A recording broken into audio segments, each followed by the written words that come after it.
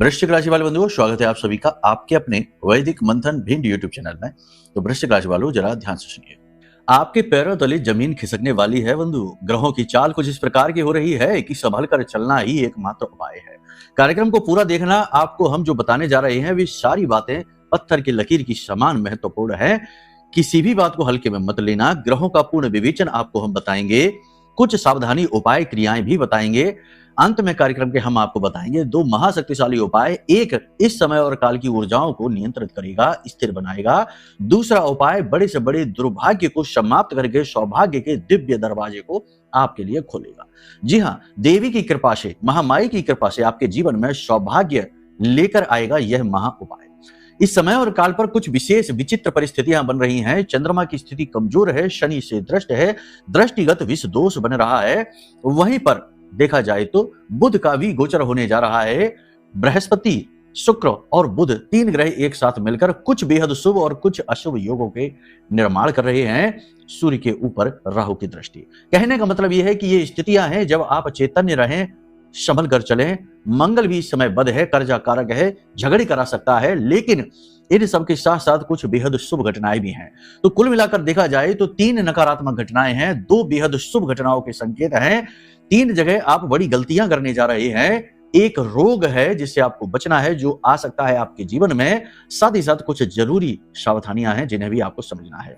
बड़ा ही महत्वपूर्ण कार्यक्रम है, इसे अंत तक जरूर देखना। यह कार्यक्रम आपके जीवन के लिए इस समय और काल पर उतना ही आवश्यक है जितना कि संजीवनी बूटी की आवश्यकता थी लक्ष्मण जी को। जी हाँ, तो चलिए ज्यादा बातों को ना फैलाकर बढ़ाकर मुख्य विषय को प्रारंभ करते हैं। महामाई का आदेश मानकर माई का दर्शन करते हुए कमेंट बॉक्स में पूरे भक्ति भाव के साथ लिखिए, जय मां बगलामुखी कृपा करो। साथ ही साथ बंधुओं ये भी लिखना कि हे महामाई, हम आपके बालक हैं, हमारा कल्याण करो, हमारा उद्धार करो।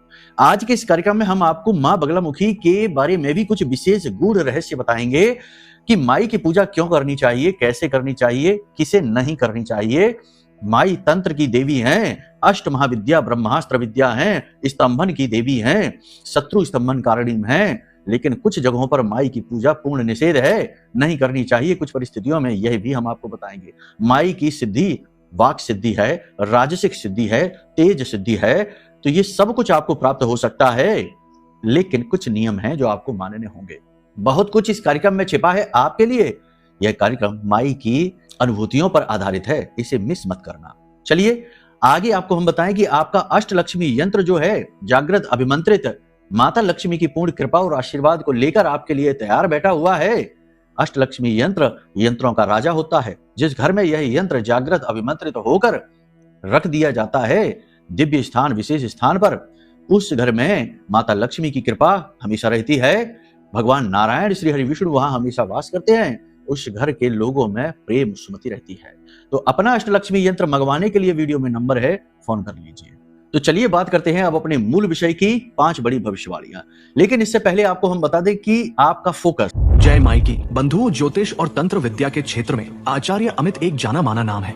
पूज्य गुरुदेव के साधनाओं और ज्योतिष विद्या के अनुभव बेहद दिव्य है। जी हाँ, पूज्य गुरुदेव ने जिसकी भी कुंडली का विश्लेषण किया और कुंडली के अनुसार उसे सटीक उपाय व महामाई माँ बगलामुखी की विशेष कृपा दी, उसके जीवन में सकारात्मक बदलाव तो आ ही है। फिर चाहे समस्या कितनी ही कठिन क्यों ना हो, समाधान तो अवश्य हुआ है। अब ऐसे में यदि आप भी अपने जीवन की किसी बड़ी समस्या से जूझ रहे हैं, जैसे कि कर्जा बढ़ता ही जा रहा है, काम धंधा और व्यापार सब रुक चुका है, रिश्ते नातों में तनाव हद से ज्यादा बढ़ गया है, पूरा जीवन ही नकारात्मकताओं से भर गया है, तो ऐसे में यही सही समय है जब आप श्रेष्ठ गुरु से मार्गदर्शन प्राप्त करें और जीवन के अंधकार को समाप्त कर दिव्य प्रकाश की ओर कदम बढ़ाएं। वीडियो में दिए गए नंबरों पर तुरंत संपर्क करिए और अपनी कुंडली का विश्लेषण व समाधान पूज्य गुरुदेव के द्वारा करवा लीजिए। देर ना करें, आपके देवी देवताओं के आशीर्वाद से ये मौका खुद चलकर आपके पास आया है, इसे गंवाना नहीं है। अभी फोन करें और गुरुदेव से मार्गदर्शन प्राप्त करें। महामाई आपका कल्याण करें। धन्यवाद। इस समय आपका फोकस रहेगा अपने करियर, अपने जीवन की अर्थव्यवस्था को सुधारने में, साथ ही साथ अपने दिल से जुड़े रिश्ते को अपने नजदीक लाने में। कुछ आपकी गलतियां, कुछ आपकी गलतफहमियां जिन्हें आपको दूर करना है, आप करना चाहते हैं। इसी के साथ आप अपने जीवन की सबसे बड़ी टेंशन को भी समाप्त करना चाहते हैं, जो कि है धन की समस्या, कर्जे की समस्या। मनोदशा की बात करें तो इस समय और काल पर मनोदशा आपकी स्थिर नहीं होने वाली। जिसका चंद्रमा ही खराब है उसकी मनोदशा कैसे स्थिर होगी भला? चंद्रमा मन सो जाता है। अब जिनकी जन्मपत्री में भी चंद्रमा खराब है, छठे में, अष्टम में, 12वीं में बैठा है, या फिर पाप ग्रह से दूषित है, केतु से ग्रसित है, राहु से ग्रसित है, तो ऐसी स्थिति में जातक जो है, इस प्रकार की स्थिति वाले, ग्रह स्थिति वाले, वे इस समय ज्यादा परेशान होंगे। इन जातकों को नींद लेने में भी परेशानी होगी, इन जातकों को बहुत बेचैनी रहेगी, घबराहट होगी, बुरे बुरे सपने भी आएंगे। अब बात करते हैं कि इस समय पर आप क्या महसूस करने वाले हैं। इस समय आपको महसूस होगा आपकी किसी पुरानी गलती की वजह से कुछ आपने, देखो हर व्यक्ति ही गलती करता है, ऐसा नहीं है कि कोई भी व्यक्ति पूर्ण है। पूर्ण तो केवल ब्रह्म है, लेकिन वो ब्रह्म भी जब साकार रूप में इस संसार में प्रकट होते हैं, चाहे वो प्रभु श्री राम हो, चाहे कृष्ण भगवान बनकर आए, चाहे किसी भी रूप में आए, वो भी कहीं ना कहीं गलतियां अवश्य करते ही हैं। और ये गलतियां, ये त्रुटियां मानव स्वभाव है। तो गलतियां तो सभी करते ही हैं। तो इस समय आप अपनी कुछ पुरानी गलतियों को याद करके थोड़े से दुखी होंगे, मन में कुंठा का भाव आएगा, जीवन में सब कुछ रुका हुआ सा, थमा हुआ सा महसूस होगा। कमेंट करके बताना ये लग रहा है कि नहीं। आपको ऐसा लगेगा कि जैसे कि सब कुछ थम सा गया है, आप चाह कर भी कुछ बदल नहीं पा रहे हैं अपने जीवन में। जीवन की धीमी गति आपको दुखी करेगी। जो भी काम आप करना चाहते हैं, उन कार्यों की धीमी गति आपको बेचैन करेगी। कोई फाइल है आपकी कहीं पर जो अटकी पड़ी है, आगे बढ़ ही नहीं रही है, आपने पूरा जोर लगा लिया। विवाद है कोई जो वो सुलझ ही नहीं रहा है। मकान बनवा रहे हैं तो मकान बन ही नहीं पा रहा है, रुकावटें बहुत आ रही हैं। यानी कि जीवन में जो रुकावटों का दौर है, जो स्थिरता, जड़त्व सा आ गया है, वह आपको बेचैन करेगा। विचारों में भी उथल पुथल बहुत होगी। तमाम तरीके के विचार, कभी किसी सज्जन की बात सुनेंगे तो मन प्रसन्न हो जाएगा, तो अच्छे विचार मन में भर जाएंगे। कभी निगेटिव हो जाएंगे, नकारात्मक व्यक्ति की बातें सुनेंगे, या अपने ही जीवन के किसी विषय बिंदु को सोचते रहेंगे तो परेशान होते रहेंगे, तो नकारात्मक हो जाएंगे। यानी मन में विचारों की आंधी चलती रहेगी। मन की स्थिरता कमजोर होगी, फोकस की क्षमता कमजोर होगी, काम पर इसका बुरा प्रभाव पड़ेगा। उच्च अधिकारी आपकी गलतियां पकड़ लेंगे, आपको डांटेंगे, और साथ ही साथ आपके साथ कार्यस्थल पर थोड़ा भेदभाव सा होता भी आप देखेंगे। आप देखेंगे कि मेहनत आप करेंगे, लेकिन इसका फल, प्रतिफल तो कोई और ही लिए जा रहा है। ये सारी चीजें आपको थोड़ा सा दुखी करेंगे।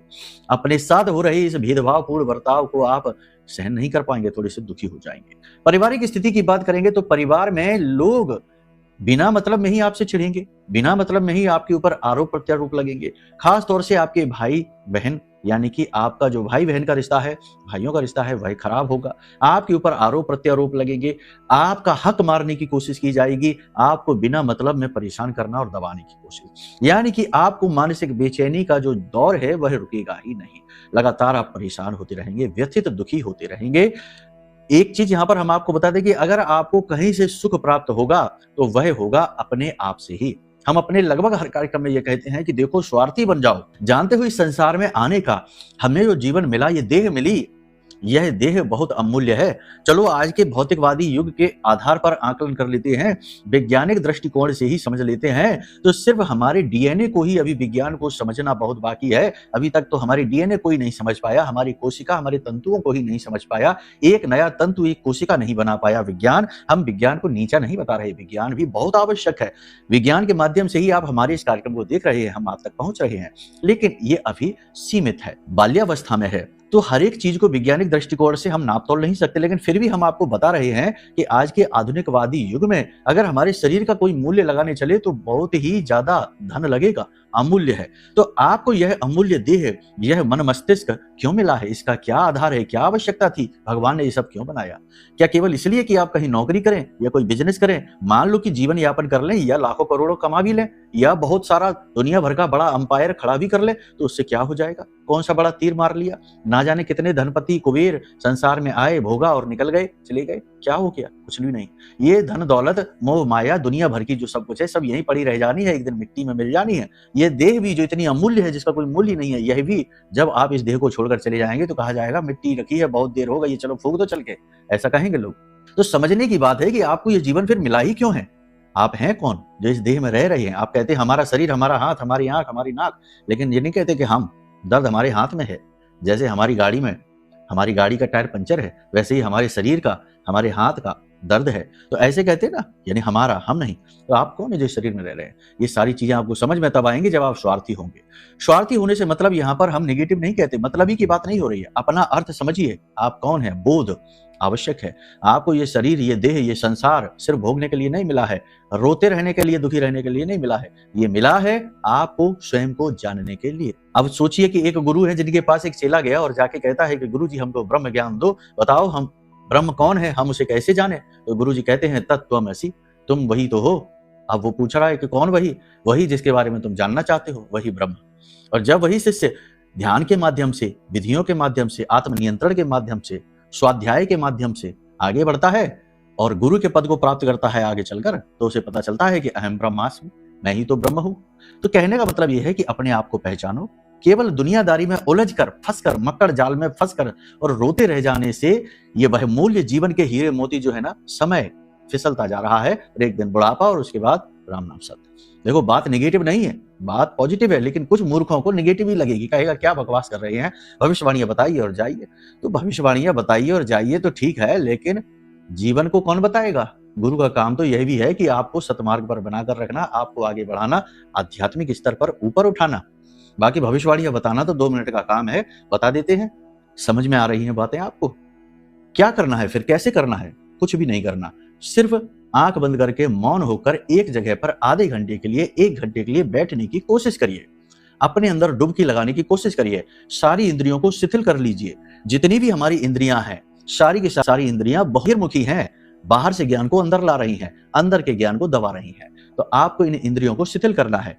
किसी शांत स्थान पर एकांत में बैठकर सारी चीजों से दूर हटकर, हर एक कष्ट, परेशानी, दुख, तकलीफ, घाटा, लॉस, कर्जा वर्जा सबको छोड़कर, इन सब से आप अलग हैं। आप इनका हिस्सा जरूर हैं, लेकिन इन सब का पार्ट होते हुए भी आप इनसे अलग हैं। तो एकांत में बैठ जाइए और इन सब को थोड़ा पीछे हटा दीजिए और बस अपने आप में केंद्रित हो जाइए। बस बैठे रहिए आंख बंद करके। कुछ ना बोलना है, न सोचना है, न किसी विषय को मनन करना है, बस बैठे रहना है। इससे क्या होगा? इससे ये होगा कि आपकी जो इंद्रियां जो बहिर्मुखी हैं, उनके लिए कोई काम ही नहीं बचेगा। वो तो चुप हो जाएंगे। जब उनके पास कोई काम ही नहीं है तो वो क्या करेंगे? शांत हो जाएंगे, मौन हो जाएंगे। जब सारी इंद्रियां मौन हो जाएंगी, आंख, नाक, कान और आपकी जीवा, स्पर्श, सारी की सारी इंद्रियां मौन हो जाएंगी, कोई काम ही नहीं बचा, तो फिर काम तो होगा ही, क्योंकि खाली जगह तो बचती नहीं है। जो ब्रह्म है, जो ईश्वर है, वह खाली जगह रहने नहीं देता। तो जब बाहर की चीजें अंदर नहीं आ रही हैं, तो दिमाग में वैक्यूम क्रिएट होगा, खाली जगह बनेगी। तो उस खाली जगह में ईश्वर क्या भरेगा? भरेगा आपका आत्मज्ञान, स्वयं का बोध, आप कौन हैं, आपके अंदर से ज्ञान उपजेगा। ठीक है, तो ये होगा स्वार्थी बनने का पहला स्टेप। ये आप लीजिए। हम हमेशा कहते हैं, हर एक से कहते हैं, जिससे हमारी मीटिंग होती है, वीडियो मीटिंग, ऑडियो मीटिंग, जैसी भी होती है, 2 मिनट की भी बात होती है, तो हम उससे भी कहते हैं कि बेचैनी अपनी जगह है, दुनियादारी अपनी जगह है, लेकिन स्वयं की खोज के रास्ते पर आगे बढ़ते रहो। यहां मत रुकना, वरना आप बहुत बड़ी चोट खा जाओगे। दुनिया में हो सकता है आप बहुत कुछ हासिल कर लो, बड़े तीरंदाज बन जाओ, बहुत सारी धन दौलत, लेकिन अंत समय में बहुत ज्यादा हारे हुए महसूस करोगे अपने आप को, बिल्कुल असफल, निष्फल। समझ में आया सब कुछ? खैर चलिए, जिनको समझना था वो समझ चुके हैं, जिनको नहीं समझना था वो छोड़कर जा चुके हैं 2 मिनट की रील स्क्रॉल करना और टाइम पास करने के लिए, क्योंकि यहाँ तो बोर होने वाली बातें हो रही हैं। चलिए अब बात करते हैं ग्रहों की। तो इस समय और काल पर आपको आत्मनियंत्रण रखना है। आपको बुरी खबर मिलने वाली है। 24 घंटों के अंदर अंदर कहीं से एक फोन आएगा या कोई व्यक्ति आपको ऐसा बताएगा, ऐसी खबर बताएगा जिससे आपको सुनकर अच्छा नहीं लगेगा। फाइनेंशियल लॉस होने वाला है, आपके हाथों से पैसा फिसलने वाला है, क्योंकि चंद्रमा धनवी है। यहाँ पर स्थिति ऐसी बनेगी कि 22 तारीख के बाद से, यानी कि जब बुध का गोचर हो जाएगा गुरु और शुक्र के साथ में, तो यहाँ पर व्यापारिक स्थितियां थोड़ी सी अच्छी बनने लगेंगी। व्यापार में नई डील्स मिलना शुरू हो जाएगा, सेल्स मार्केटिंग का लाभ मिलना शुरू हो जाएगा, सेल बढ़ने लगेगी। किसी नए बिजनेस की आप शुरुआत भी कर सकते हैं। नई अपॉर्चुनिटी, नए मौके, नई पार्टनरशिप के ऑफर आपको मिलेंगे। बिजनेस के लिए कोई लोन वगैरह है, पेंडिंग पड़ा है, तो वह आपको मिल जाएगा। लेकिन एक चीज याद रखना कि बिजनेस, चाहे पुराना बिजनेस बंद करके नया शुरू करना चाहते हैं, किसी नए बिजनेस की शुरुआत करना चाहते हैं, अपनी कुंडली एक बार जरूर दिखाना, क्योंकि ग्रह क्या कहता है यह भी समझ लेना बहुत आवश्यक है। इसी के साथ साथ जो लोग विदेश जाना चाहते हैं, विदेश की संभावना प्रबल बन रही है, विदेश जा सकते हैं। धन की समस्या भी रुकावट नहीं बनेगी, पेपर वर्क भी रुकावट नहीं बनेगा। लेकिन बात वही है कि एक बार ग्रहों को जरूर समझ लेना, वरना यहाँ पर भी सब कुछ गड़बड़ हो जाएगी। विवाह के लिए जो लोग बैठे हैं उनको विवाह के अवसर अवश्य प्राप्त होंगे, लेकिन किसी अपने ही व्यक्ति की वजह से, कानाफूसी की वजह से रुकावट, अड़बंगे आ सकते हैं। नए प्रेम संबंध इस समय पर बनेंगे, प्रेम संबंध फलेंगे फूलेंगे, दाम्पत्य जीवन भी अच्छा चलेगा, जीवन साथी से पूर्ण सहयोग प्राप्त होगा। कहीं ना कहीं बिगड़ी हुई बात बननी शुरू हो जाएगी। बातचीत अगर रुकी हुई है तो बातचीत होनी शुरू हो जाएगी, स्थितियां पॉजिटिव होने लगेंगी। इस समय और काल पर आपको कर्जा नहीं लेना है, अपना पैसा किसी को नहीं देना है। साथ ही साथ सबसे बड़ी बात यहां पर है कि लोगों के साथ जरूरत से ज्यादा बात ना करें, किसी व्यक्ति की व्यक्तिगत जीवन से तालमेल बैठाने की कोशिश ना करें, किसी व्यक्ति को जरूरत से ज्यादा सलाह देने की कोशिश ना करें, दो लोगों के विवाद और झगड़े को सुलझाने की कोशिश ना करें। शरीर में इस समय और काल पर थोड़ी सी सुस्ती और थकान का भाव रह सकता है, थोड़ी बहुत नेगेटिविटी शरीर में आपको महसूस हो सकती है। सिर में एक तरफ आपको दर्द हो सकता है, कमर और पैरों में भी दर्द रह सकता है, कोई पुराना रोग आपका उभर सकता है, एलर्जी वगैरह हो सकती है। कफ वात पित्त का संतुलन बिगड़ेगा, खान पान का आपको ध्यान रखना है। अचानक से आपको किसी प्रकार की यात्रा पर जाना पड़ सकता है, यात्रा आपकी सफल रहेगी लेकिन आप रोगी हो सकते हैं। बाहर का गरिष्ठ भोजन इस समय आपको नहीं खाना है, हल्का भोजन आप खाएं और हो सके तो रात्रि के समय भोजन त्याग ही दें। खाएं भी तो बहुत ही कम खाएं, सूर्यास्त से पहले पहले खा लें। इस समय और काल पर आपका मन तो चंचल रहेगा, एकाग्र नहीं रहेगा, लेकिन शरीर सुस्त रहेगा, थोड़ी सी थकान रहेगी। नियम संयम का पालन करने में आपको बहुत परेशानी होगी, आप अपने ऊपर से नियंत्रण खोते हुए से महसूस करेंगे। लोगों की बातें आपको बनावटी लगेंगी, लोगों का प्रेम आपको नकली सा लगेगा, असली चेहरे लोगों के आपको दिखाई देने शुरू हो जाएंगे। आप थोड़े से परेशान होंगे, थोड़े से व्यथित होंगे, लेकिन कुछ दिनों के बाद यानी 3 से 5 दिनों के बाद जब चंद्रमा का गोचर आगे बढ़ेगा तो चीजें स्थिर होती दिखाई दे रही हैं। फिलहाल आपके काम धंधे व्यवसाय में कोई विशेष रुकावट नहीं आएगी, वह सुचारू रूप से चलता रहेगा। बिजनेस व्यवसाय के साथ साथ नौकरी की बात करें तो नौकरी में भी आपको कोई बड़ी रुकावट नहीं है, बस छुटपुट समस्याएं तो होती ही रहेंगी। शत्रु रुकावटें डालने की, चुगली करने की, आपको परेशान करने की कोशिश करेंगे। आपकी नौकरी पर, कार्यस्थल पर यदि किसी प्रकार का कोई विवाद चल रहा है तो वह सुलझ सकता है, संभावना इसकी प्रबल है। उच्च अधिकारी आपका सपोर्ट करेंगे, आपको समझाएंगे, आपकी गलतियों को आपको बताएंगे, आपको अपने ईगो को बीच में लेकर नहीं आना है। अब यहाँ पर मूल तौर पर देखा जाए तो 3 बातें हैं जिनका आपको विशेष ख्याल रखना है। पहला ये कि आपको अपने मन पर, अपनी इच्छा, अपनी वासनाओं पर नियंत्रण रखना है। लालच में पड़कर कोई भी अनैतिक कार्य आप ना करें, इस प्रकार के प्रलोभन आपको मिलेंगे। दूसरा, अपनी वाणी पर भी आपको नियंत्रण रखना है, सोच समझकर बोलना है, जरूरत से ज्यादा ना बोलें और क्रोध में आकर किसी का भी अपमान करने की कोशिश ना करें, आप शब्दों का प्रयोग ना करें। तीसरा, उम्मीदों पर आपके पानी फिरेगा, चलते हुए कार्य रुकेंगे, गति धीमी होगी, तो थोड़ा सा आत्म नियंत्रण बनाकर चलें, चीजों को बारीकी से आकलन करते हुए चलें, बिना मतलब के फिजूल के विचारों को अपने मन मस्तिष्क से दूर रखें, जितना जरूरी है उतना ही चीजों के बारे में सोचें, बाकी दिमाग को खाली रखें और आज इस समय आप जो भी कर रहे हैं उस पर अपना फोकस बनाकर रखें। बस इन चीजों का आप ध्यान रखिए। अब बात करते हैं उपाय और क्रियाओं की जो इस समय बेहद महत्वपूर्ण है, लेकिन इससे पहले हम आपको बता दें कि देखो, देवी मां बगलामुखी को शत्रु स्तंभन कारणीम कहा जाता है, यानी शत्रुओं का स्तंभन। अब यहाँ पर शत्रु कौन है? शत्रु एक तो वो है जो आपके सामने खड़ा हुआ है, आपको नुकसान पहुंचाना चाहता है छल कपट के माध्यम से या किसी भी प्रकार से, तो उसका स्तंभन यानी उसे रोक देती है देवी। दूसरा कि शत्रु हमारे खुद के अंदर ही बैठे हुए, हमारी वासनाएं, हमारी इंद्रियों के जरूरत से ज्यादा सुख, भोग, लालच, हमारे जो विचार, नकारात्मक विचार हैं, ये भी हमारे शत्रु हैं, ये भी हमारी गति को रोकते हैं। तो इन शत्रुओं को भी, आपकी नीयत, आपकी बदकिस्मती भी आपका शत्रु है, वह आपके जीवन में बिना मतलब में कष्ट लेकर आती है, तो उसे भी रोकती है। यानी आपके विचारों पर नियंत्रण आएगा, आपके मन पर नियंत्रण आएगा, आपके शत्रुओं का स्तंभन होगा, आपकी जो किस्मत है, जो नियति है, वह शुद्ध हो जाएगी और बदकिस्मती समाप्त हो जाएगी जब आप देवी की पूजा करेंगे। लेकिन देवी मां बगलामुखी की पूजा करना, उन्हें प्रसन्न कर पाना इतना आसान काम नहीं है कि कोई भी खड़ा हो कल और बोले चलो अब तो तब करते हैं और 4 दिन में प्रसन्न हो गए। नहीं, ये कोई भूत प्रेत की साधन नहीं है जो 1 रात 2 रात में जाकर सिद्ध हो जाते हैं। देवी मां बगलामुखी अष्ट महाविद्या है, माता सती का स्वरूप है और इनके अंदर सकल शक्तियां तुम में साजे, हिलीम बीज के बीच विराजे, ऐसा कहा जाता है। सभी शक्तियां इनमें समाहित हैं। तो देवी को खुश करने के लिए आपके पास 2 मार्ग है, या तो खुद वर्षों वर्ष तप कीजिए या फिर जिसने ये कर रखा है उसके माध्यम से कुछ भी सिद्ध चीज हासिल कर लीजिए। तो इसी प्रयास में हमने यह महारक्षा कवच बनाया है। इस कवच का मुख्य उद्देश्य है कि जातक के जीवन में नकारात्मकता को दूर हटाओ और जातक के जीवन में खुशियां लेकर आओ। इसे ब्रह्मास्त्र कवच कहा जाता है। यह महारक्षा कवच जो भी धारण करता है उसके आसपास सकारात्मक ऊर्जा का वातावरण बनता है और उसके मनोरथ सिद्ध होने शुरू हो जाते हैं। तंत्र मंत्र, भूत प्रेत, जितनी भी नकारात्मकताएं हैं वो दूर होनी शुरू हो जाती हैं। तो ये महारक्षा कवच आपको जरूर मंगाना है, ये इस कलयुग में आपके लिए सबसे महत्वपूर्ण है।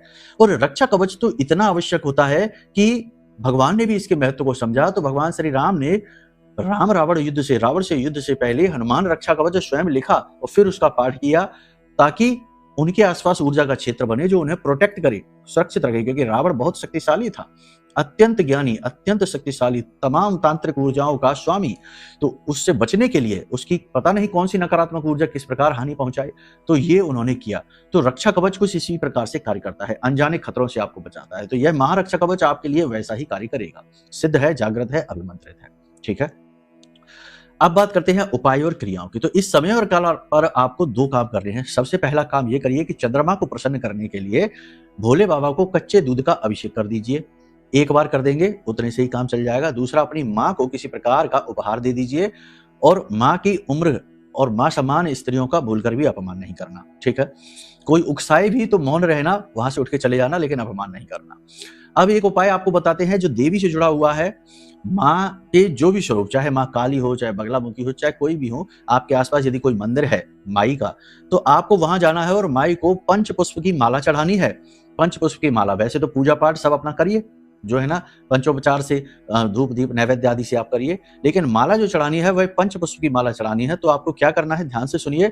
कमल के आपको 3 पुष्प चाहिए, उसके बाद गुलाब के आपको 3 पुष्प चाहिए, फिर कनेर के आपको 3 पुष्प चाहिए, फिर गुड़हल के आपको 3 पुष्प चाहिए, और फिर अपराजिता के 3 पुष्प चाहिए। इस प्रकार आप 3-3 पुष्प को जोड़कर एक माला बनाइए। यह पंचपुष्प माला है, यह देवी को अत्यंत प्रिय है। देवी का कोई भी स्वरूप बना रहे, उन्हें आप ये माला चढ़ाइए, और उसके बाद यह माला जब आप चढ़ा दें देवी को, तो वहां पर बैठकर इस मंत्र का आप उच्चारण करिए। यह बहुत ही शक्तिशाली मंत्र है, ध्यान मंत्र है। इस मंत्र का उच्चारण करिए, देवी आपके बुरे से बुरे दुर्भाग्य को सौभाग्य में बदल देंगी। कौन से दिन से करना है ये काम, पहले मंत्र सुन लीजिए, उसके बाद दिन का बताते हैं। देहि सौभाग्यम आरोग्यम देहि में परमम सुखम, रूपम देहि जयम देहि यशो देहि दिशो जहि। इस प्रकार से इस मंत्र का आपको उच्चारण करना है। साथ ही साथ आपको ये उपाय जो है वो किसी भी शनिवार के दिन से शुरू करके सोमवार के दिन से शुरू करके शनिवार या सोमवार और अगले शनिवार या सोमवार तक लगातार प्रतिदिन ये करना है। आप आश्चर्य में पड़ जाएंगे कि कैसे कैसे आपके जीवन में सौभाग्य का आगमन हो रहा है। ठीक है, चलिए इन उपायों को करिए, इन बातों को समझिए। कुछ अगर आपको और आगे का मार्गदर्शन चाहिए या कुंडली आकलन कराना है तो वीडियो में नंबर है, फोन कर लीजिए, आपको सब कुछ समझा दिया जाएगा। जीवन के संपूर्ण सुख और शांति आपको 2 ही तरीकों से प्राप्त होती है। पहला, अपने ग्रहों का, अपने समय का ज्ञान रखिए। दूसरा, गुरु की शरणागत हो जाइए, तो आपको सब कुछ मिल सकता है। जैसे कि अर्जुन को मिला जब उन्होंने भगवान श्री कृष्ण को अपना गुरु बनाया, जैसे कि चंद्रगुप्त मौर्य को मिला जब उन्होंने चाणक्य को अपना गुरु बनाया। गुरु से सब कुछ है, क्योंकि सतमार्ग पर तो वही अपनी इच्छा शक्ति से आपको लेकर जाएंगे। चलिए, अपनी वाणी को अब हम यहीं विराम देते हैं। पूरे भाव और प्रेम से बोलिए, जय माई की, जय मां बगलामुखी।